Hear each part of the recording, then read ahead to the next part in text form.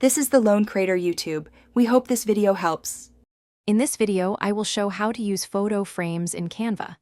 First, open your Canva design and navigate to the Elements tab on the left-hand side. In the search bar, type frames to browse the wide variety of frame shapes and styles available. Select the frame that best complements your image and overall design aesthetic. This simple step sets the foundation for a polished look.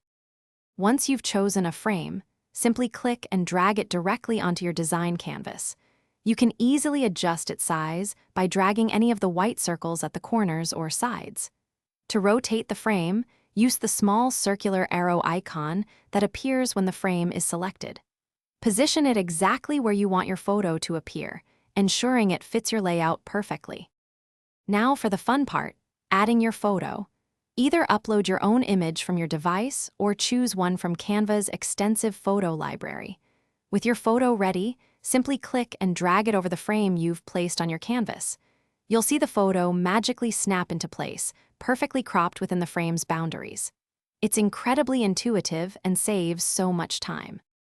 After your photo is in the frame, you might want to make some final adjustments.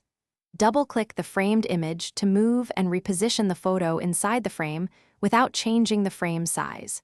You can also use the crop tool for more precise adjustments. Feel free to experiment with Canva's filters and effects to enhance your framed photo, giving your design a professional and polished finish. Thanks for watching. Consider subscribing if we helped you.